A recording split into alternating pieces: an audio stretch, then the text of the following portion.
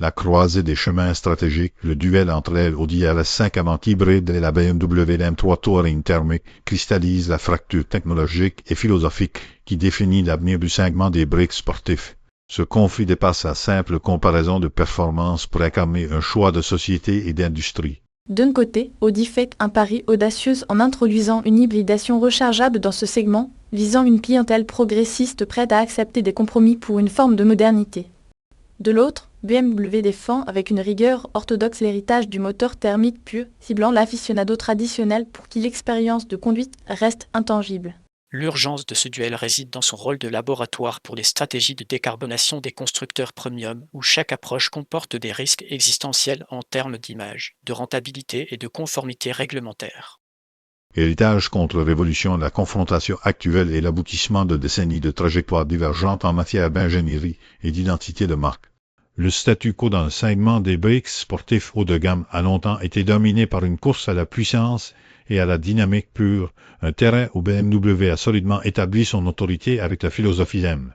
L'introduction de l'Audi RS5 avant avec son système FEV de 639 CH constitue une rupture délibérée avec cette norme, imposant une nouvelle variable d'ajustement, l'efficacité énergétique et l'autonomie électrique. Cette évolution est directement pilotée par le durcissement du cadre réglementaire européen et l'évolution des attentes d'une partie de la clientèle.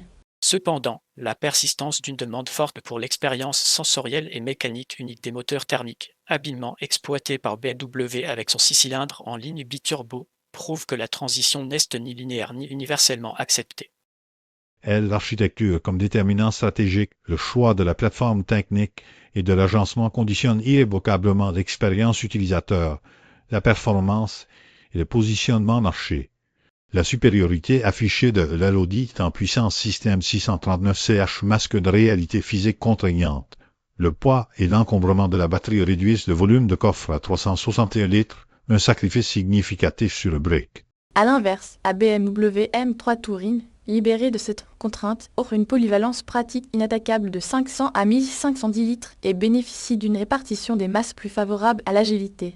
Sur le plan dynamique, la réponse immédiate du moteur électrique de Audi offre un avantage en reprise, mais la complexité de la gestion thermique du groupe motopropulseur hybride leur donne usage intensif sur circuit peut devenir un point faible face à la fiabilité et à la progressivité du moteur thermique de BMW. Cette divergence architecturale se reflète même dans l'interface conducteur, Audi mise sur une digital stage immersive, tandis que BMW intègre des outils dédiés comme le Drift Analyze, ancrant l'expérience dans la performance pure. CFD.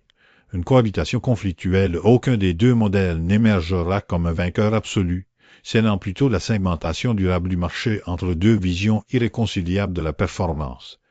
L'Audi RS5 avant séduira une clientèle urbaine et technophile, pour qui la possibilité de 80 km d'autonomie électrique et l'innovation sont des arguments décisifs, malgré un prix probablement supérieur et des compromis pratiques.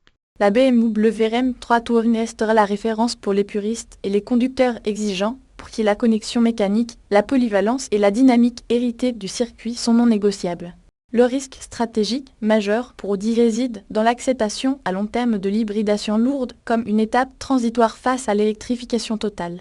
Pour BMW, le danger est de voir son héritage thermique progressivement marginalisé par la réglementation. À court terme, ce duel garantit une richesse et une diversité inédites pour le consommateur, mais il annonce une décennie de tensions et de réallocation de ressources colossales au sein de l'industrie.